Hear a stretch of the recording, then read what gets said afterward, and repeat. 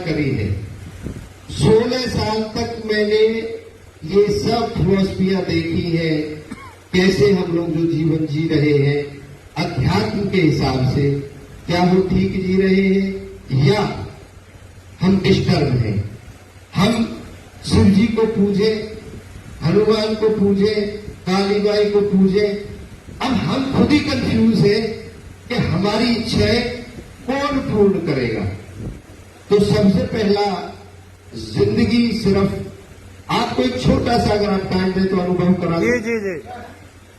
आप सब जितने बैठे हैं, सभी जो पैदा हुए हैं वो 2 इच्छाओं के मिलन से पैदा हुए हैं। एक हमारे माताजी की इच्छा और एक हमारे पिताजी की इच्छा।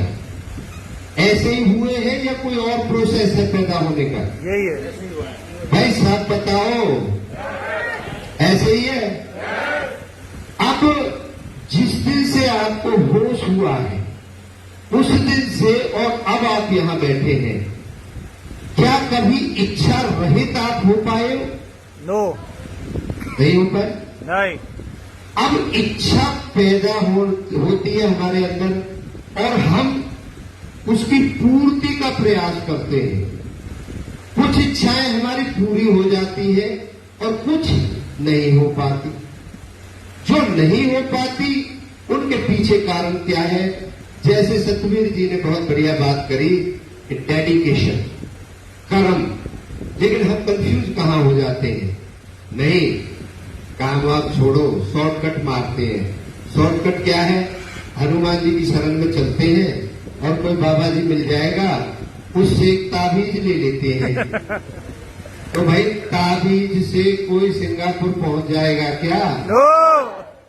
जब ताबीज से पहुंचना ही नहीं है तो फिर ये ताबीज क्यों चल रहा है?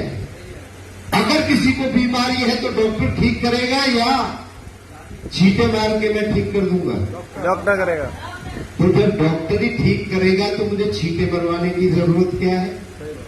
तो हमारे देश के अंदर ढोंग, पाखंड और अंधविश्वास ये जोरों पर है या नहीं है? तो ये इच्छा पूर्ति दर्शन ने सिर्फ 2 ही शब्दों पर 11,000 पन्ने लिख दिए हैं, इच्छा और पूर्ति। इसके अलावा तीसरा कोई आदमी के पास काम ही नहीं है। ये ठीक कह रहा हूं मैं या ये गड़बड़ है? अच्छा, अब आपको कुछ और फील कराता हूं। फियर, हम डरते क्यों हैं? 5 डर है हमारी जिंदगी के अंदर। सबसे पहला डर है, जैसे सतबीर जी ने बताया, लोक लाज, कोई क्या कहेगा। डरते हैं ना सब, ये समाज क्या कहेगा हमसे। तो समाज का तो कोई डर होता ही नहीं है। वही समाज तो ये कहेगा अरे ये गलत कर रहे हैं, और जब आप सिंगापुर हो जाए तो वही समाज आपके घर आके कहेगा कि कैसा स्वाद आया था। तो भाई समाज से डरने की आपको जरूरत नहीं है। दूसरा डर है कानून का डर। भाई उससे व्यवस्था चल रही है तो उसका सम्मान करना चाहिए, डरना नहीं चाहिए। हमें अगर हेलमेट लगाने का कानून है तो भाई हेलमेट लगा के चलो, ताकि आप भी सेफ रहो और अगले वाले भी सेफ रहे। इसको डर मत मानो, इसको एक सभ्यता मानो, एक संस्कार मानो, एक देश की व्यवस्था मानो। तीसरा जो डर है वो है अदृश्य शक्ति का डर। ना तो कानून देख रहा हमें, ना समाज देख रहा। अब हम डरते किससे हैं? अरे परमात्मा तो देख रहा है। अब परमात्मा कभी आपको अनुभव में तो देखता हुआ मिला नहीं कि भाई ये काम कर रहे हैं तो ये देख रहा है। तो ये क्या है? मान्यता है। तो डरो, डर ले, और ना डरो तो अपने काम पर लग जाओ। लोग बताते हैं ये डर भी मजबूत डर नहीं है। और चौथा डर है मौत का डर। भाई मौत से डरना क्यों? क्योंकि मरना तो हमको है ही है, लेकिन इसमें भी विवेक की जरूरत है। कैसे? अब मैं सोचूं कि मैं तो मौत से डरता ही नहीं और मैं ट्रेन की पटरी के बीच में खड़ा हो जाऊं तो भाई ट्रेन तो फिर तो काट ही जाएगी, तो मार ही देगी। तो वहां आपको ट्रेन की सवारी करनी है और अपनी मंजिल तक पहुंचना है। उससे लड़ना नहीं है। 4 डर, अब कहो जी 5वां कौन सा डर रह गया? जो हमें पाखंड बताया गया है कि मरने के बाद का डर, कि भाई स्वर्ग जाओगे या नरक जाओगे, मोक्ष में जाओगे या कहां जाओगे। तो भाई डरने की जरूरत नहीं है, मरने के बाद कुछ है ही नहीं दुनिया, ठीक है। तो ये आपके हो गए 5 डर। अब और भी एक चीज है, हम लोग क्यों फिसड्डी है? भाई हम हिंदुस्तानी हैं, मैं सनातन धर्म में पैदा हुआ हूं, हिंदू धर्म में पैदा हुआ हूं, मुझे गर्व है, लेकिन मुझे पीड़ा भी बहुत है। पीड़ा क्या है? भाई लाइन लग रही है छींटे लगवाने वाले की और भविष्य वाले की, ऐसे कर करके ओ भैया लाइन लग रही है। तो इन अस्पताल में और इन इंजीनियर में और इन डॉक्टर में फिर मरवा दो। फिर क्या जरूरत है? जब छींटे से ठीक हो जाएगी तो बिल्डिंग क्यों बनवा रहे हो?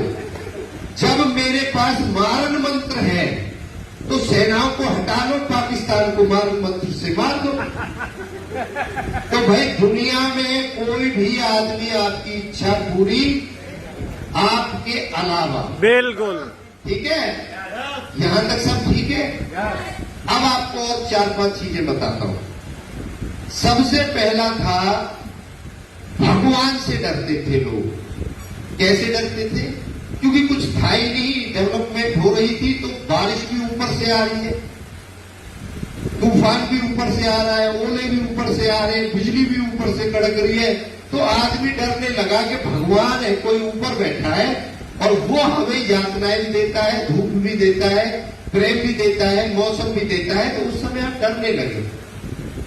उससे थोड़ा सा आगे बढ़े, अब भगवान को हमने मूर्तियों के रूप में स्थापित कर दिया। जैसे भैया वृंदावन में है, बांके बिहारी है, वो सबकी इच्छा पूरी करते हैं, ऐसा हमें विश्वास हो गया और दुनिया मानवता ऐसी चल रही थी। फिर कोई सतबीर जी जैसे विचारक फिलोसफर पैदा हुए, उन्होंने कहा भैया तुम्हारे भगवान में दम ना है। तो काय में दम है? बोले इसमें दम है। बोले ये तो भगवान ने ही बनाया है। उसने कहा भगवान ने नहीं बनाया, इसने भगवान को बनाया है। कैसे? वन की ये देखे तो बांके बिहारी की मूर्ति खरीद के लाए। खैर उन्होंने एग्जाम्पल दिया, आप सब भी उसके भुक्तभोगी हैं, तो वही दूंगा जो आपने भुक्तभोगी किया है। वृंदावन के अंदर बांके बिहारी की लाइन लग रही है 2 किलोमीटर लंबी, धूप पड़ रही है, बच्चे गोदी में है, परेशान है, कब भगवान के दर्शन हो, कब भगवान के दर्शन हो। अब सतबीर जी ने 50,000 की गड्डी निकाली और 500 का नोट निकाला और पुजारी जी को दिया। पुजारी जी ये पकड़ो, भाई हम फीलिंग लेना चाहते हैं, बगल में खड़े होके बांके बिहारी जी के। तो सतबीर जी तो पहुंच गए नजदीक में, कभी पहुंचे या नहीं पहुंचे? जब ये चीज देखी तो फिर सतबीर जी जैसे लोग निकल पड़े कि भाई भगवान तो बाद में मिलेंगे, पहले हम पैसा कमा लें। तो दुनिया कहां चलने लगी? मनी को अचीव करना है, और जो देश उस तरफ चले गए आज वो पैसे वाले हो गए। कुछ लोग वही लाइन में लगे रहे कि भगवान जैसा रखेगा हम तो वैसे ही रहेंगे। इससे आगे एक स्टेप और बढ़ा। फिर कोई एक व्यक्ति पैदा हुआ, उसने कहा नहीं, भगवान भी नहीं है और पैसा भी नहीं है, तो क्या है? समय, टाइम। जैसा सतबीर जी ने बोला कि तुरंत काम को शुरू कर दो, क्योंकि वो टाइम दोबारा नहीं आएगा। तो फिर क्या हुआ? एग्जाम्पल दो जी, सतबीर जी ऐसे तो मानेंगे नहीं, सतबीर जी अड़े रहे। तो उन्होंने कहा भैया इधर आओ, मेरी जिंदगी खत्म हो रही है 10 बजे, मैं मर जाऊंगा, 2 ट्रक नोट है मेरे पास, तो क्या 1 सेकंड 2 ट्रक नोटों से मुझे मिल सकते हैं क्या? आपसे पूछ रहा हूं, आखिरी वाले लोगों से, नहीं मिल सकते। तो समय बड़ा हो गया पैसे से। हुआ या नहीं हुआ? हुआ।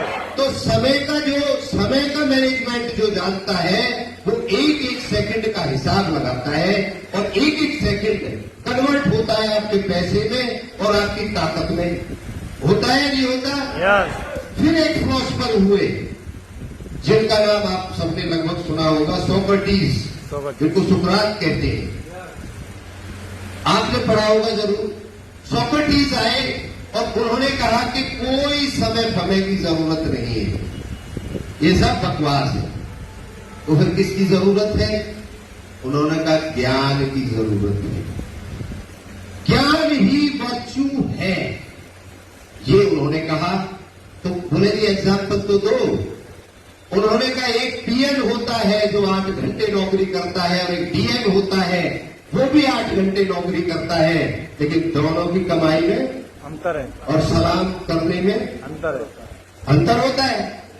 तो फिर आप सब लोग अपने बच्चों को स्कूल भेजने लगे। ज्ञान वर्च्यू है। आज जो दुनिया चल रही है वो चल रही है, जो ज्यादा ज्ञानी आदमी है उसी के पीछे चल रही है। बिल्कुल।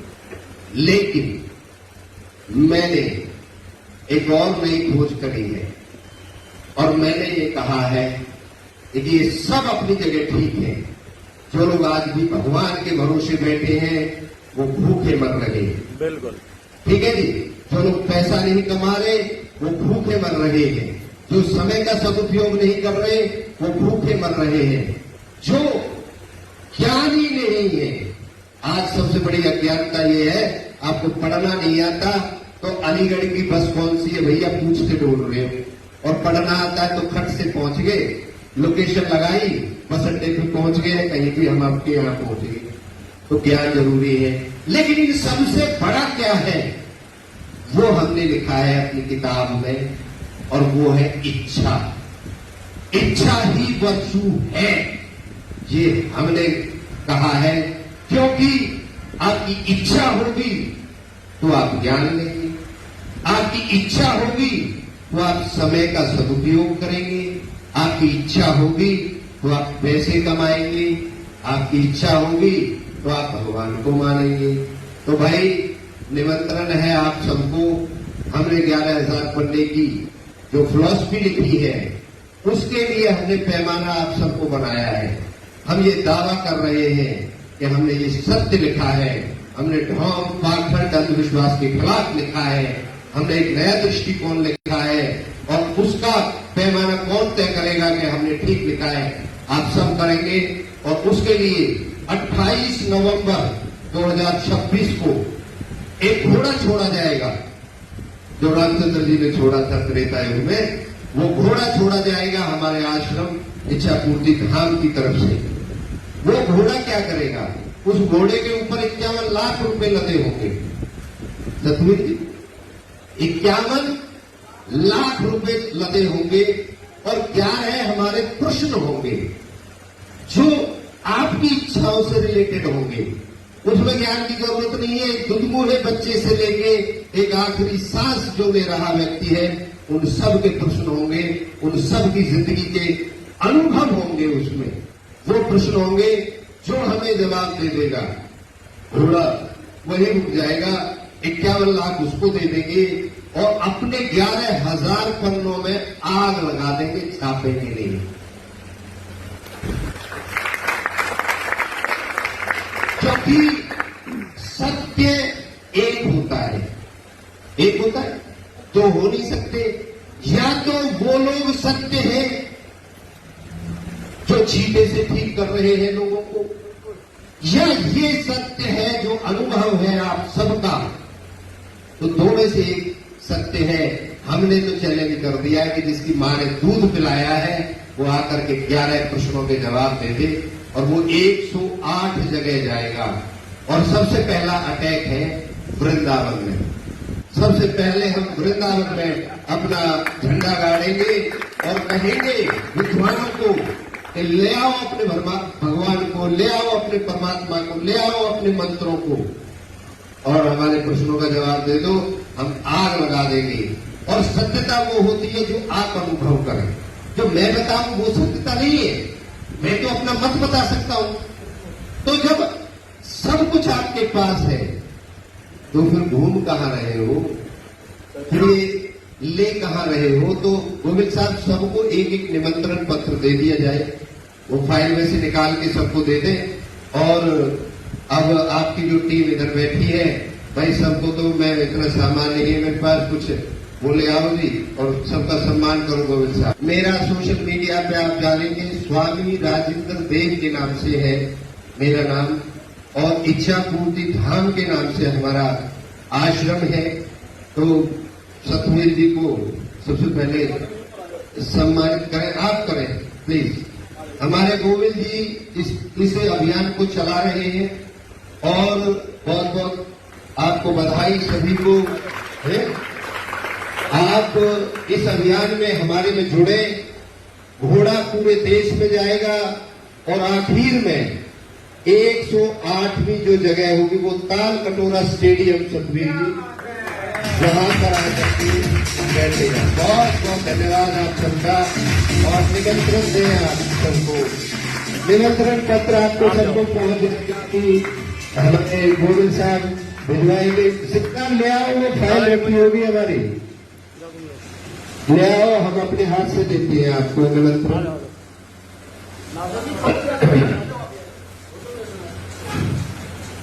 बहुत बहुत आप सभी का धन्यवाद। और आपने मुझे सुना, अगर मेरी बात में किसी को कोई शक हो तो मुझे प्रश्न कर सकता है किसी को शक? इच्छा और पूर्ति का प्रयास, यही जिंदगी है। धन्यवाद।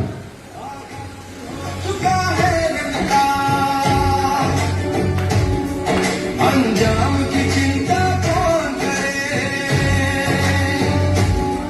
विश्वास लक्ष्य पर